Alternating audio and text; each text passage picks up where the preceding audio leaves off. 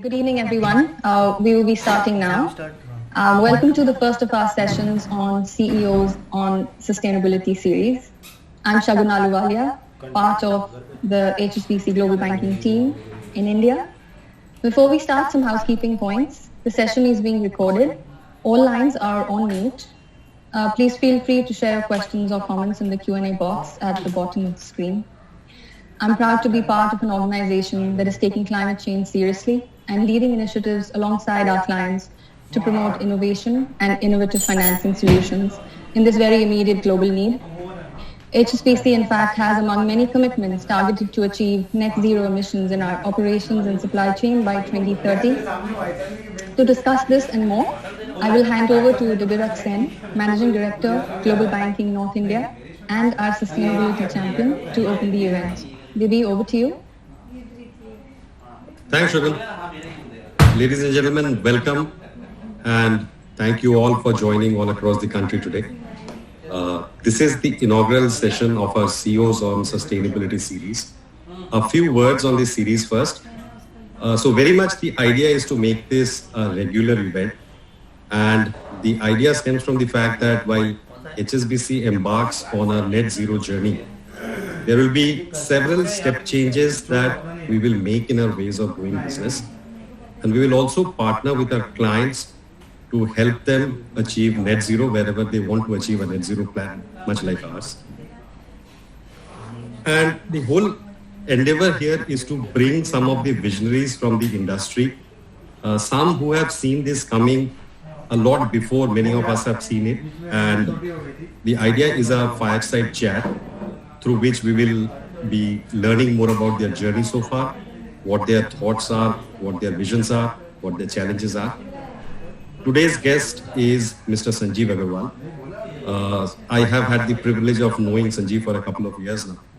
Sanjeev is the founder and CEO of Amplus Energy Solutions Private Limited, one of Asia's largest distributed solar companies. Sanjeev has over 25 years of experience in thermal and renewable energy sectors. It was Sanjeev's vision of providing low carbon energy solutions to a wide array of people all across the country that sort of pushed him to start Amplus. Of course, now it is a Petronas subsidiary, and we'll hear more about it from him today. Prior to joining Amplus or starting Amplus, Sanjeev was the MD of AFS Corporation's India subsidiary. And in 2013, Sanjeev was recognized as a young leader by FICCI. That was only the start of several awards that he has won his entire career. And I think, the last thing that I want to say from my side is Sanjeev is a mechanical engineer and an MBA from IIM Ahmedabad. Now I would hand over to Rosha, who will host Sanjeev for this chat. Over to you, Rosha. Thank you, Devi. Good evening, Sanjeev. Thank you for joining us today, and good evening, everybody. It's as both Shagun and Devi have said, this is sustainability is a key pillar of HSBC strategy. And who better than Sanjeev as a pioneer in this industry in terms of the credentials that he has today in renewables to really start to bring this to life for us in India as an organization. Sanjeev, thank you again for joining us. Perhaps I'll start with a bit of a few questions around your personal journey, if I could call it that. When we've spoken about this, we've discussed that very unusual for that period of IMA graduates to become entrepreneurs. So what drove you to entrepreneurship away from what must have been a strong leadership role in a large multinational? Yeah, I think very, very relevant point. And this is actually like the most often thought about question, that why even leave a good job and try to take so much of risk, etc. But I think a couple of reasons which actually drove me. One was that rather than saying that we want to have a very different type of a business or anything, I think we wanted to create a very different business working environment for people. So when you work in an organization, you always think that if I had all the powers with me, this is how I would have run it. And these people who are on top of me really don't know how to run it. This is like normally one of the often trips that we all had at some stage in our career. You may not have that much privilege now, Rosha, but I think a lot of people who report to you may have similar type of thoughts in their mind. So sometimes people think that why should I have a situation where I would create a more like an ideal environment where people should be working and enjoying their work. That was one part of it. The second part was that obviously I was working in energy space, in electricity sector for last 15 years. So there was nothing better I could do than doing energy or electricity. So when these two combinations came together and because of working largely independently, because all through my career, I think I had the privilege or I think I was very fortunate to have those positions where the responsibility I got and the type of support I got from the organizations was like almost unparalleled in terms of maybe sometimes it works both ways. You take more responsibility and the more is given to you, and then you get more and more confidence about running things independently. So when you get that type of confidence of running things independently and then you say, okay, I want to create an environment which is beautiful for people to work, and we want to have a sector that we understand inside out, then you come out with something like which we started doing in M+. So that was the starting point.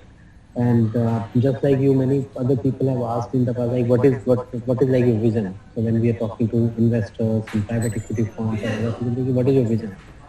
My normal answer is that we want to have an organization where people like to work and investors like to invest. So rest of the things will pretty much fall in place. And internally, the message is that we want to work for our customers. So we want to pretty much make our customers delighted with whatever we are doing. So now this is energy, and thankfully this is a subject which is good in the sense this is good for the earth, this is good for the environment. So we are fortunate to be in that industry where we are able to make some sustainability changes also. I think this is the long answer to your short question. So that it sort of leads me very well into the next question that I had for you really. And the word sustainability has a lot of different connotations. To you personally, what does it mean? So I think for me, what personally it means is that we should use only what is absolutely necessary. So any resource, I won't do whether you call it green energy or whether you call it coal-based energy, whatever it is. If we have to use a fossil fuel powered energy, we have to use it. There is no denying that. If I have to use a diesel generator because it becomes very uncomfortable to sit in summer, I have to use it. But use what is necessary. So whether you are using water, you are using energy, you are using food, you are using any form of transportation, so whatever we have to use it judiciously and use what is necessary. So that becomes, if you follow that as more like I would say, a mantra in sustainability, then everything starts falling in place. And then you use the technology and say, now what can I do with the new set of technology which is better for all of us, not rather than individually, which is better for all of us. It's like rather than one person or one society to the entire earth. That's the type of thing if everybody starts thinking that way. That's fantastic. And in fact, the way you've described it, it can really be something that all of us can think of adopting in our day-to-day lives as well, because it is indeed one of the things when you look at living in urban India, the gap between the haves and the have-nots and what more we can do with the privileges that we have. That's a great way to think of a mantra to live your life by. Yeah, use what is necessary. So yes. That is sustainable.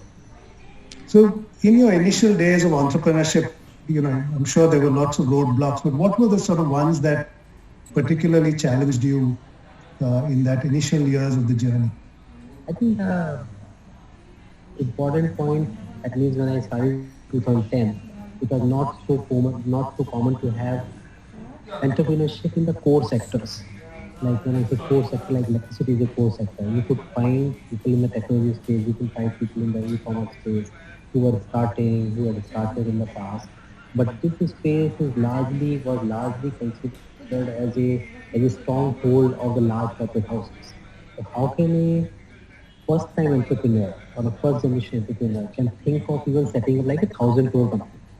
So that was like the biggest challenge, and obviously no money of my own. So these are so to convince people that this is something which can be done absolutely ground up. You can have a company that you can invest thousands of crores, which is running ground up. You don't have to rely on any of the existing business houses.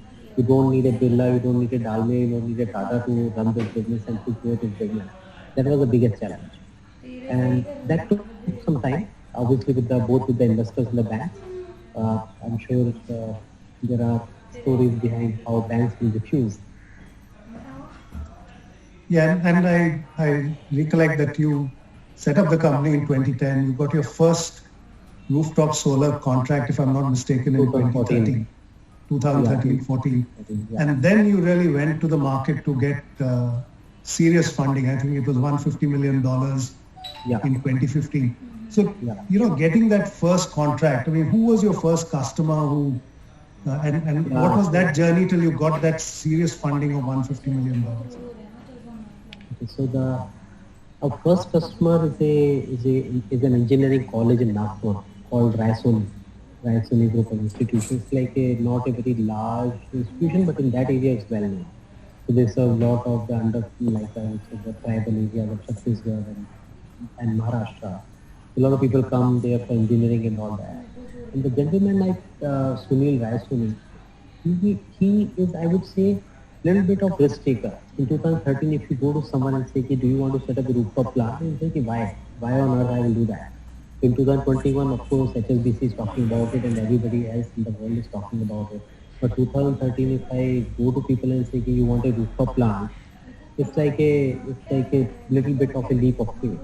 So we have to convince it. And that basically led to what is that which people will look for. So two challenges when the technology is new. One is that who will take the risk of technology and who will spend money for that. So both the questions is that, okay, we are answering it for you. We will spend the capital, we will build a plant for you, we will own the plant, and we will charge you for what is generated. So both your risks are taken away. Your capital risk is taken away, your technology risk is taken away. So that's how the whole thing started. And so that's where we actually started getting the traction. And then once we could do like 2, 3, 4, 5 projects like this with the limited capital that we had, then it was easier to show as a POC, as a proof of concept to the investors. See, this is what we have done. And this is how it can possibly scale up. That's where you bring all those statements of companies like yours and say, see, HSBC is doing this net zero, Unilever is doing this, Amazon is doing this, and people start sort of buying in the story. Yeah, no, that's really amazing. I mean, I wouldn't have called that one I would have thought of many other people as potentially being your first customer, not a college or educational institution in Nagpur. So Sanjeev, from sort of there, when we met a few years back, you talked about enabling rooftop solar at people's homes. What's been the sort of experience in that space? How should a user like myself think about it, in the context of my contribution, but is it really a viable proposition for someone like me? The first stage, the first type of customers that we really went after were the commercial industrial customers. And the reason is fairly commercial in nature, not so much coming from the green energy side, that people in this segment are paying the highest tariff in our country. So commercial industrial people will pay anywhere like 7, 8, 10 rupees. In Bombay, you will end up paying 11, 12 rupees also. So it is a reasonably commercially justifiable solution. So people are willing to adopt it. We didn't do the residential initially because of the simple reason that the cost of solar was high. We had like our initial contracts of like 6 rupees, 7 rupees. So when I talked about this engineering college, Raisoni, we had a contract which was like 8 rupees per unit, which we were selling to him, 8 rupees per unit of solar electricity in 2014. Now that price has come down to 3 rupees or 3 rupees 50 paise for a solar rooftop. So that is the price difference. If I go to a residential house and say, okay, you buy it 8 rupees, okay, are you mad? I'm getting it 6 rupees. Right? So we think, okay, now it is 3.5 or 4 rupees, then it starts making a lot of sense even for the residents. Because at the end of the day, we have to realize that our country is reasonably price conscious. It takes very different set of people, and that set of people is almost minuscule in percentage. We will say, okay, I will pay a little extra because I want to take that extra step to become sustainable. If it has to become a mass movement, it has to be something which is a commercially viable solution. So now we think that the residential segment is pretty viable, and therefore we have come out with a product which works for residences. We are so where we see the payback period can be anywhere like 4 years, 5 years, because all of your bankers will understand that language better, so you get like 20% return literally every year for next 25 years. So it becomes a great investment for people. Sanjeev, maybe we can, shift the conversation a bit more towards the industry itself and talk about some aspects of that. So clearly solar power now currently I think is about 4% of the nation's power supply. But we are also projecting a significant growth over the next next couple of decades to be by 2040 to be maybe 18, 20 times the current scale. So what do you think needs to be done over and above what is in place today to really make this possible? I think that we should not look at only solar is one part of the renewable energy space. Now, I don't know how many people will really realize that solar is not something which is the ultimate solution, because solar is when the sun is out. So we have sun out like 12 hours in a day, and literally what we get these 12 hours is also 5 hours. So it's like a bell curve of generation. So net we get like 5 to 6 units in a day out of 24 hours. So what that means is we also need to have some sort of storage capability. So the storage is going to be the next level of integration of the renewable energy, which is going to work. But even before, in my own perspective, I think even before storage becoming an integral part of the grid for renewable generation, storage will come in our lives through electric mobility. So the electric mobility is again a part of the sustainability, because we are like literally burning the fossil fuel, and then if we can use all this solar power generated into the batteries and use that for the electric vehicle, that becomes a complete ecosystem for energy transition, where you have renewable energy, where you have storage, you have electric mobility, and all these three are talking to each other, and that's where things start making a lot more sense. And I mean, that's absolutely right. We've heard a lot about the criticality of building storage capacity. Of course, the pace of development of that will take some time. But between now and perhaps then, is it really about solar being complementary or renewables being complementary to traditional power? Yeah. We shouldn't necessarily be seeing it as black or white in that sense. Absolutely. I think we'll have to live with all forms of energy. It again boils down to that we should try to reduce that consumption of energy, or what we call as the black power. Probably some of that power will start getting replaced by gas-fired plants. LNG will become like as a transient fuel. Right. Instead of the coal will start reducing, LNG will start increasing, and the renewables will start increasing. So when renewable is not available, gas plants will kick in, because these are the plants which can quickly come up and go down to really fill the gap. So that's going to be like another missing chain in the entire energy chain of the LNG part. Yeah. So just coming back to the country's target, we had set a very ambitious target of renewable energy of about 175 gigawatts. We are currently in the sort of 93 gigawatt, 95 gigawatt area. It seems to me that we are lagging compared to where we had to get to. Now, why do you think that is, and what can we do to sort of course correct to accelerate this? By the way, the Prime Minister announcement is 450 gigawatt by 2030. Yeah. So we are, and of course these are like the long-term targets, so one can always, as you get closer to the date, you can always revise it. So that's one part of it. But generally, I think the bigger problem is not that there's not enough capital. It's not about the capital issue. There's a lot of capital which is seizing the renewable energy projects across the world and in India. The problem that we are facing is one about the structural issue of the electricity sector, where our distribution companies are loss-making. That's the fact of the matter. They're not getting enough revenue, what their expenses are. If your customer is a loss-making customer, do you really want to lend to them? You as a bank will know the answers. But nonetheless, because it's such an essential commodity, people are still saying, okay, I will keep on supplying product to him. At some stage, he will end up paying, because this is something he's going to consume. And at the end of the day, people look at it as more like a sovereign risk. If these companies are not able to manage their P&L for a long duration, obviously the supply will stop at some stage. So this is one of the big issues, how this sector possibly cannot keep pace with what is really required. And the there is a clearly like a complete systemic overhaul which is required, and the government is considering that, which includes a couple of things.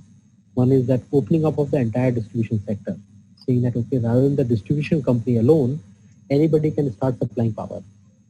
So if this happens, and this part of the Electricity Amendment Act, which is in the Parliament, if this happens, this will be like one of the biggest changes.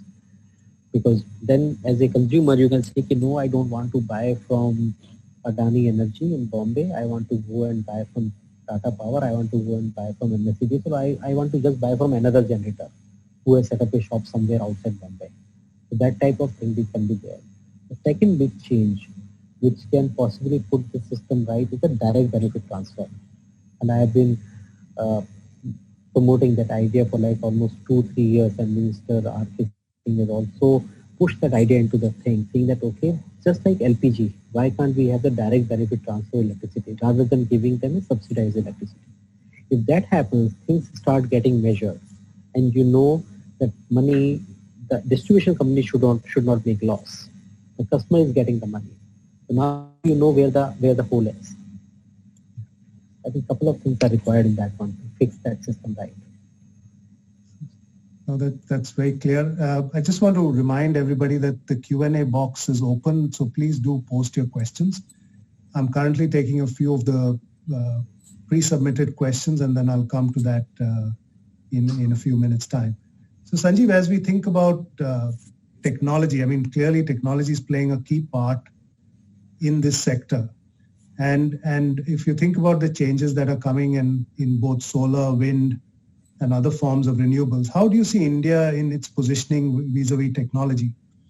Are we keeping pace? Are we lagging? What's your sense? So when you say technology, it's more like the manufacturing side, or it's more like the operational technology? Well, you could take it either way, but I was looking more from the manufacturing side, less from the operational, but happy to hear both perspectives. Yeah, correct. So I think manufacturing side is I think we have completely lagged behind. So the government is putting the BCDs, custom duty of like 25%, 40%, those types of numbers. But if you look at the overall demand supply across the world, there is significant oversupply of the modules. China itself has like some 100 gigawatt of manufacturing capacity. Now, if you compare that with the global demand, there is a huge oversupply. Now, in an oversupply situation, why should somebody set up a new manufacturing facility? It beats me. Of course, there can be angles about, okay, we must be like self-sufficient, self-reliant, and all those types of things can be there. But probably it's worthwhile for the industry and the government to invest that money into something which is upcoming, like the electric mobility or the storage or making the batteries, where people haven't really taken the pole position. Why do you want to go and compete where something is already is like in so much of oversupply? So that is so much on the manufacturing technology, and we can't keep pace with that because they are coming out with like new technology every year. By the time our manufacturing facilities are set up, we are outdated, literally. So do you see the proposed PLI scheme, the production-linked incentives that are being talked about for solar panels, as a way to overcome the disability against someone like China, who's probably our biggest supplier at the moment? Not in my opinion, because at the end of the day, for any PLI to work, you need to have demand. Because essentially it boils down to demand. If you can't see a clear demand trajectory, how can you make investment in manufacturing? The demand trajectory, because of the reasons that I mentioned earlier, is something which is uncertain. So if I were a manufacturer, I'd be very worried about, I don't know how and when and how much capacity is got, because it keeps on coming in like some, suddenly in some lumps. Sometimes it happens that there will be some dates, and these bits are going to be coming out in 2 years. So it has to, so like for example, if China wants to set up so much of manufacturing capacity, there will be a clear trajectory that the government is going to buy 50 gigawatt in the next 24 months. So now 10 factories of 10 gigawatt each have to come up. If we have that type of trajectory, then these things work. If it is a government demand-centered manufacturing facility, if it is something which is market-linked, of course we can take a market call. Right. So you do see a role for the state to play perhaps as a catalyst in driving that demand. And Because that links. The buyer is state. The buyer of electricity is largely state. So there's a question in the Q&A which someone has posted, which talks about real estate developers. Why aren't more real estate developers going for rooftops in our country? I mean, is it just economics, or is there a need for some sort of state impetus, subsidy, or an incentive perhaps? See, for the real estate developers, it doesn't really, they are selling houses. For them, they look at it as an additional investment. So unless the people demand it, if people start asking for it, then they will put it. It's as simple as that. They don't want to add anything extra of another 2 lakh rupees and saying that now my house will cost instead of 1.4 crore, 1.42 crores. So there is no incentive for them to do it. They're not sure how much people will pay for it. So that is a simple thing. But like in some of the states like Haryana, it's compulsory to have the solar rooftop. There people are doing it, even for individual houses. Any house larger than 500 square yards is required to have a solar rooftop for occupancy or completion certificate. So it's not one, it is not compulsion from the government side. Second, the market is not giving enough importance and value for that. So let's come back to AmPlus and talk about that for a few minutes before we come back to talking about the industry. Just in the context of AmPlus, and you talked about the sort of philosophy you have towards the workforce or your employees. Now it's been a 10-year or 11-year journey. Clearly the team has grown. How have you kept that initial sort of philosophy really working? Yeah, I think it's very interesting because we are like, I started with like 1 person, 2 people, then 4, 5 people. And then we got the industry like 7, 8 people. Now we are like 300 people which are direct employees. And then we may have another 500, 700 people who are working across the on contract. The challenge, and in my mind, I think the biggest thing which I wanted to actually give to when I initially talked about giving employees the happiness was to provide them an environment where they actually feel ownership of the in the system. Because in my opinion, that is the only way for people to make significant contribution to the company. Rather than being after their life that this, you have to do this, you have to do that. That way we can never grow and we can never make progress. And we can't effectively delegate. So that was the biggest challenge, that how do we create a sense of ownership? How do we create a sense of belongingness amongst people? So this was one part of it. And in my opinion, rather than talking about the ESOP or the financial incentives that we anyway did, because this is one way of having like the short-term affiliation, the short-term thing. The more important part is that giving people meaningful work and giving them responsibility and the authority to decide. So literally the thing that I go by is like the decision-making authority. So where does the decision-making authority lie? So literally it has to be first person on the front line. He should have all the decision-making authority. He should not be coming all the way back into the system and ask for directions at every moment. How much authority we can really keep on delegating to the person who is actually on the job, literally on the job, rather than saying, okay, he's on the job, then he will go 2 levels up and get the approval. That doesn't give people happiness. But obviously it comes with its own peril, because you can't, as an organization, you can't afford to make mistakes, too many mistakes. So the simple formula there, at least that I follow, is that, and I tell people very clearly, is that I trust you, and your first mistake is mine, and second is yours. You have to own it out, literally. Because if you make mistakes, no problems. Mistakes are tolerated, and we will accept it for you. But you don't make the same mistake twice. Yeah. If you give that type of freedom, I think people are quite happy. That's a great line. First mistake is Mine second mistake is yours. Yeah. So when we think of now the 10-year journey done, thinking ahead, and you talked about the sort of the ecosystem of energy generation, storage, mobility, sort of being quite closely linked.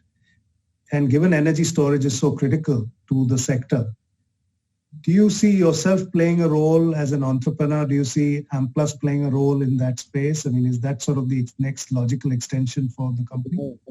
Absolutely. So we have already started working in the storage space with whoever customer wants it. For example, Amazon is one of our regular customers. So anything they set up in India, they will come to us and say to them, now we want to have the solar rooftop on that. And by the way, that's a great example because these guys are like going like crazy. They have said by 2025, we will have all our energy consumption from renewable sources. So they are going and trying out every possible source to get the renewable energy. And so as a part of that, they are also getting rid of the diesel emission tax. So wherever they are doing diesel emission tax, they think now let's replace it with batteries. So we are working with them to provide the storage. Similarly, we are also working on the electric mobility, like the last mile delivery for again Amazon, Big Basket, Flipkart, etc. So within the cities, when they're doing the last mile delivery, we are providing them the electric vehicle. The challenge that we are faced on the electric mobility is not having enough manufacturing system. We are willing to buy the vehicle, give it on lease or provide the service to an Amazon, but I should get the good quality vehicle. That's where we are lacking. So hopefully now with more manufacturing coming to India and at least in the two-wheeler space, we should start to see some of those problems getting solved. Right. I have a question from Nisha Malhotra, which says, how does the consumer preference for setting up rooftop solar compare with buying from a third party and group captive CNI players? Yeah, so, okay. So I think the two segments are different. So one is the rooftop solar, which you are setting up in your own premises or like your factory or the house or whatever you have. And the open access projects are set up outside.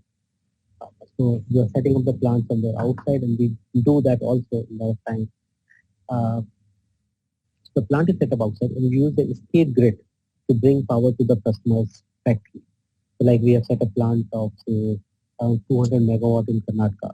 And that gives power to companies like Cisco, Honda, etc., and huge quantum of power. But we use a state grid. So in that, we are dependent on the state regulation. So there are two separate set of regulations which govern it. So one is that the set of regulation which allow open access and the captive C&I. The other is within the premises. So within the premises, rooftop regulations are relatively lenient as compared to the other one. So there we find it difficult to work with the distribution companies and the government and the regulators to get the right approval. So we are not able to operate in every state. While the rooftop is easily possible in every state of the country. So Sanjeev, when we talk about some of this aspect about supplying to the grid and getting it back, one of the things that has dominated thinking around this sector is really around the fact that we've seen a lot of cancellation and renegotiation of tenders by some state governments. How much of an impact has that had, and then what policy steps are required to sort of ensure that these issues are suitably managed going forward? I think it's a part of that, again, that ecosystem of the distribution companies who want to say that we don't want to buy anything which is even like one better cost here. So they think that, okay, if the prices are going down, let me try to renegotiate the contract or let me cancel some of the earlier tendered ones, which is very unfortunate because which sends completely wrong signals to the investors and the bank. Suppose you are going to lend to some of these projects and you're not sure that what these guys will say after 2 years. That's a problem. That's a big problem from the perspective of the capital provider. So that is something which is not good. And I think at least at the central government level, the federal government level, there's complete clarity that they don't want to allow the state governments to reopen some of these things. But having said that, electricity is a concurrent project. Both state and the state government and the central government have their own powers to decide some of the rules. That is where a lot of these complications are arising. It's a little problematic situation, to be honest. So when we think about India and the coal reserves that exist, and we obviously have a large coal-fired plant set up, some of which are coming to sort of their end of commercial life cycle. In the current environment, do you see it as difficult for them to be replaced by other coal-fired plants, or are you likely to see that happening, or do you think that the legacy plants will be replaced increasingly by either intermediates like you described as LNG related, or ultimately by renewables in a larger format? Yeah, see, I think the good thing which is happening is that nobody is funding new coal-fired plants, which is a call which, like almost every major financial institution has taken across the world. So what is the option left? So now you have to find the alternative. Therefore, people are literally forced, and that's where I think the corporate citizenship comes into picture. That this is where companies like HSBC are heading and creating that ecosystem where they say, now I am pushing my customers into this. And why I am pushing this? Because your customers, your other customers, like the retail customers, are asking you, what are you doing towards my environment? What are you doing for the? This is where you want to show yourself as a green company, a green brand. So I think it's a good step, and I don't see this fossil or the coal-fired plants coming back at least as a new build. Whatever is running will probably run. I don't think India is going to shut down the plants unless they run the full life. I think we can't afford. And what sort of role is someone like you playing as that capacity? It's obviously not happening overnight, but as that capacity winds down, you stepping in to replace, or players like you stepping in to replace some of that capacity that goes away? So I think as a part of Petronas also has a clear vision about LNG being a transition fuel. So Petronas has access to quite a few of these LNG assets across the world. So we will be probably at some stage play a role in having the LNG assets as part of the renewable play in various parts of the world. So there is a possibility of that. I can't deny that, because that's the next logical extension of what we are doing. Since you brought up Petronas, so they've now become part of your ecosystem in India, if I could call it that. Very different company compared to Amplus in the original way that it came through. Has the sort of partnership with Petronas changed the working ethos, the outlook for, or has it just helped you supercharge your ambition?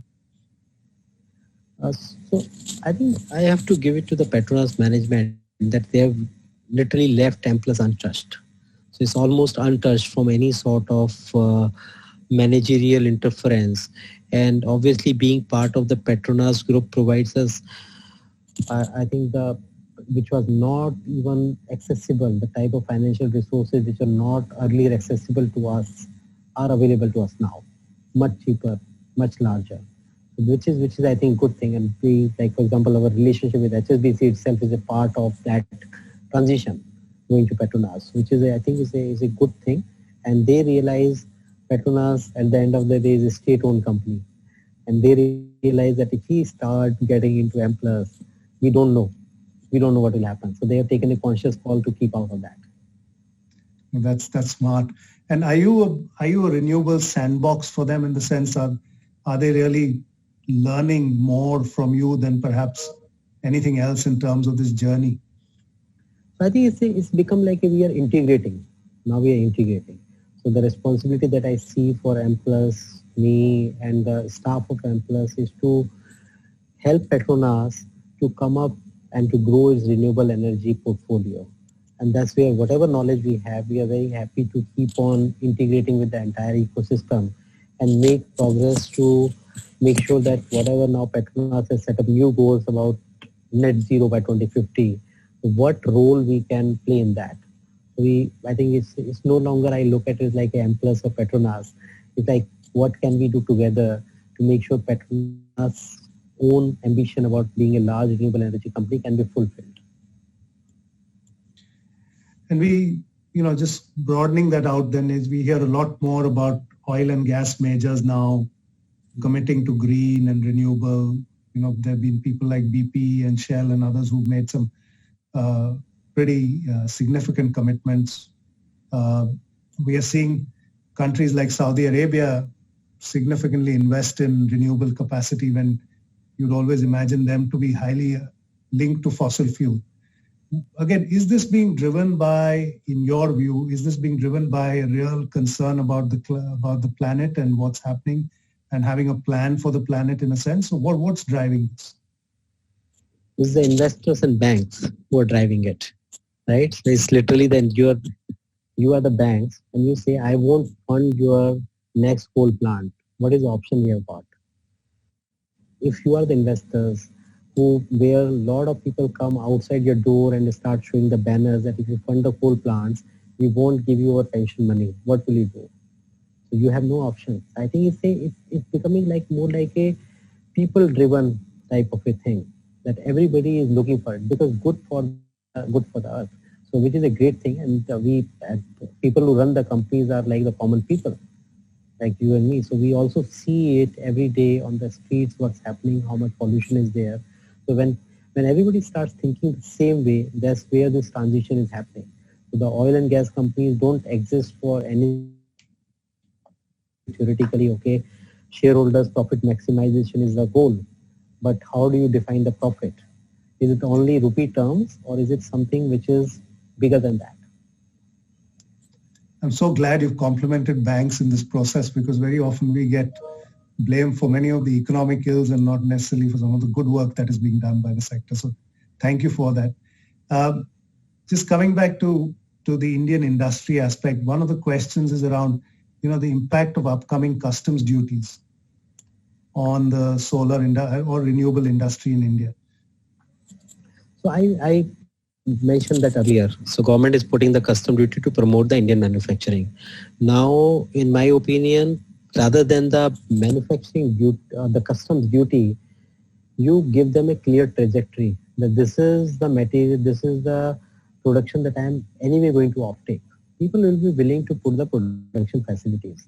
In this country, Toyota or the Honda, they don't come and ask for like a huge custom duty or any sort of tax waiver. They say, okay, I know that people are going to buy it. You're giving me access to your market and I will manufacture. Provide access to the market.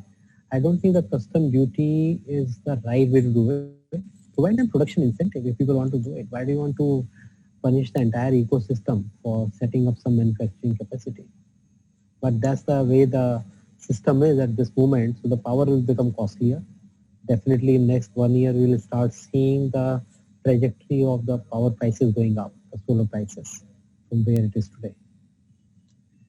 Now, let me ask you, clearly there's no doubt about your passion on and the way you define sustainability is so real, it can be understood very easily by everybody.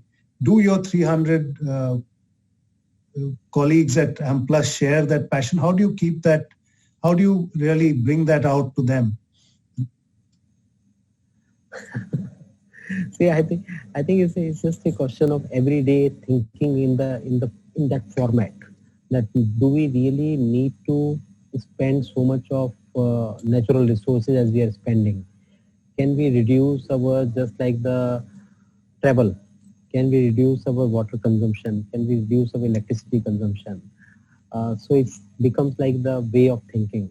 So what can we really put in the offices to show to people? Can we put like small notices here and there? Don't use so much of tissue paper. Don't use so much of water, etc., etc. So can it become like ingrained in their day-to-day thinking? I think otherwise very difficult because a lot of people come to office and they go home. At home they may be very frugal, but at office they may not bother so much. So how do you maintain that continuum of thinking that you don't differentiate between how you will think in a personal life versus a professional life? So literally taking away the work-life balance. So, the reason I asked you this is also purely from a selfish perspective, right? Because we've made some significant commitments in the last few months as an organization. And it also, with we have 39,000 employees in India, and I'd be really keen to think of how we can bring that to life for them. And I'm really taking notes in this session with that hat on as well.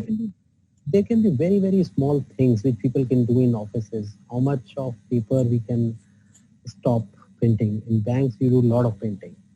How much of, for example, I know you give that option for people to do their statements, not to take their statements and things like that. So for you, like paper is one major area.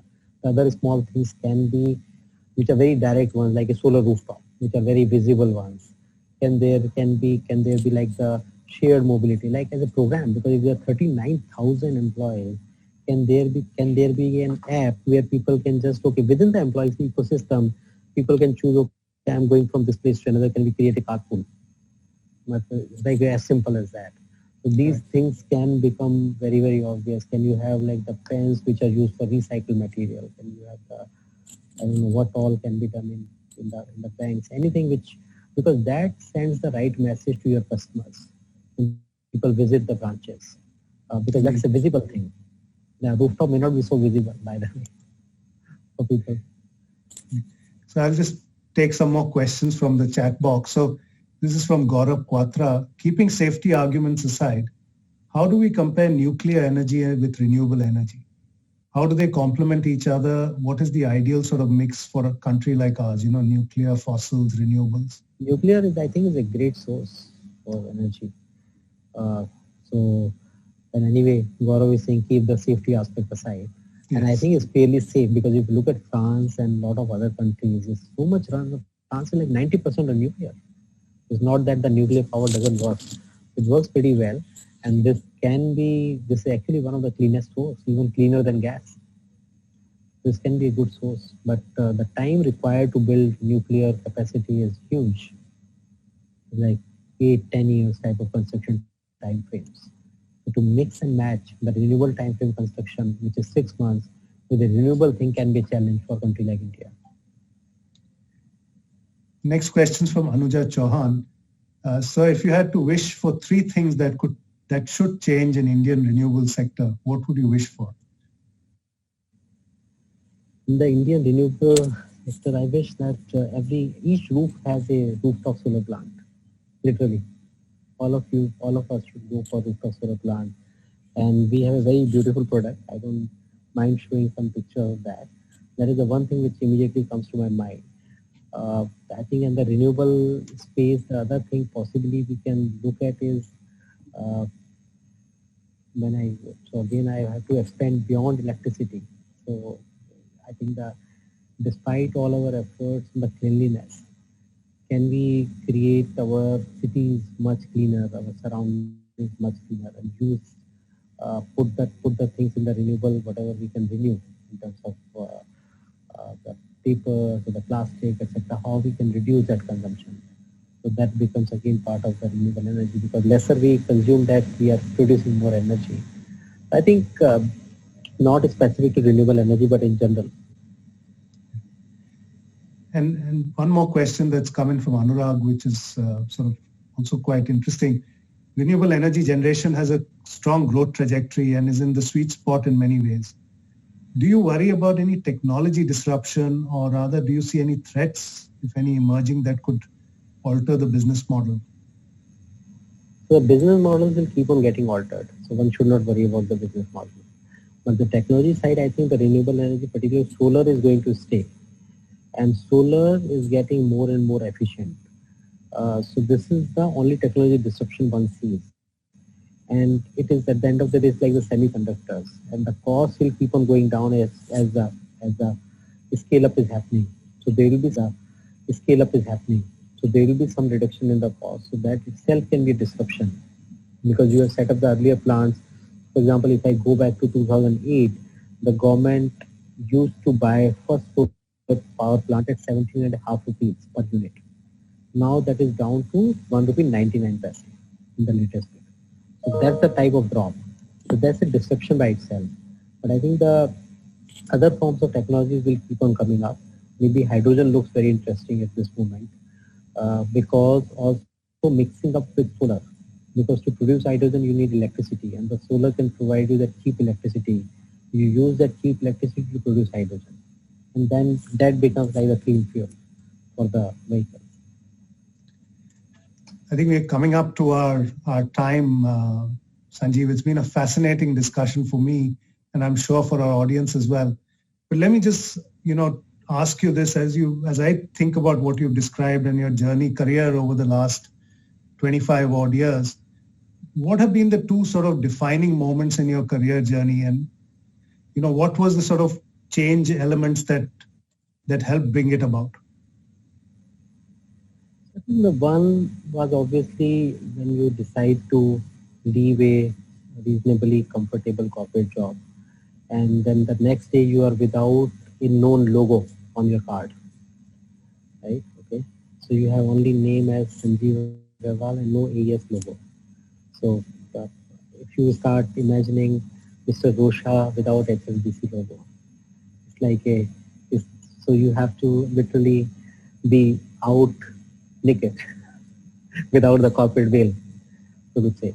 That was like one big mental block that one has to come over, and you have to start doing everything right. You from ticket booking to setting up a meeting to booking a business center and to find out how you're going to do it.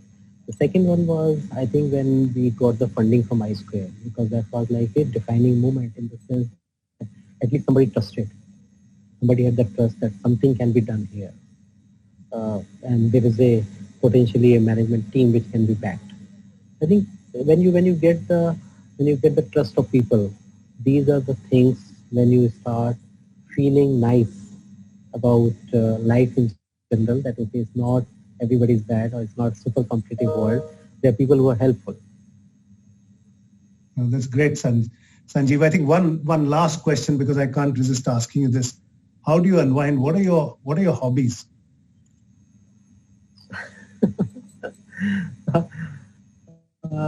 I think just I can't really come of hobby. I think I like to come to office every day. That is one good thing and bad thing. So I think the way I like interacting with people. A lot of young people who join our company, I like to interact with them and to really ask them what are they thinking about their own careers, not necessarily about M+. How can I guide them in their careers? And a lot of time I encourage people within our company to go for entrepreneurship. People come and say, yeah, I want to go and do something. I say, please go ahead and do it. Let me see what I can do for you. Because this is one way of actually unbinding, because you're thinking. A little bit of thinking is required in that one. How can his business model work? How can he make his business work? And fantastic response. And the idea of that you mentioned about engaging with people who are of a much younger age and talking to them is truly energizing. Thank you so much, Sanjeev. This has been a fantastic evening. Thank you for taking the time with us as a team. I just want to promise you one thing, which I did mention to you yesterday. We will look at how we can at HSBC think about adopting in one of our office spaces rooftop solar. So we will certainly take that away as an action today from this conversation. So thank you again. And Debbie or Shagun, we can set up like the parking. We can set up like the parking spaces. So a lot of our customers, like Samsung, etc., this and Yamaha in Noida, they set up like the car parking, which are solar. Right. So it's like if you have like these type of spaces, whatever is available, and a lot of services we can provide for people. Yeah. No, we'll definitely look into that and try and see how we can get this going. Yes, I'm thanks, supposed Rosha. to hand over to you, Shagun. Sorry. Yes, thank you, Rosha. And thank you for this very enlightening chat, Mr. Agarwal. I'm going to hand this over to Aloka Majumdar. She's the head of corporate sustainability for HSBC India for a vote of thanks. Aloka, all yours. Right. Thank you so much, Akon. So I'll be very brief. I know it's Friday evening. So as we come to the end of this very interesting session, I wanted to thank everyone for your interest and attention.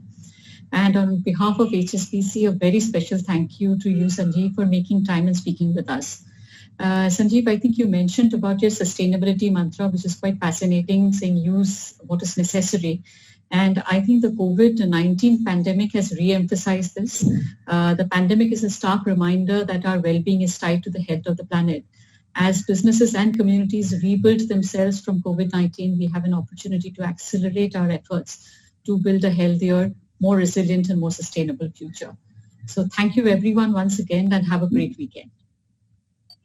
And I just want to thank once before you leave. Thank you so much for inviting me. HSBC has always been my favorite bank, and I'm proud to be your customer for the last 20 years. Thank you, Sanjeev. Take care. Thank you. Thank you.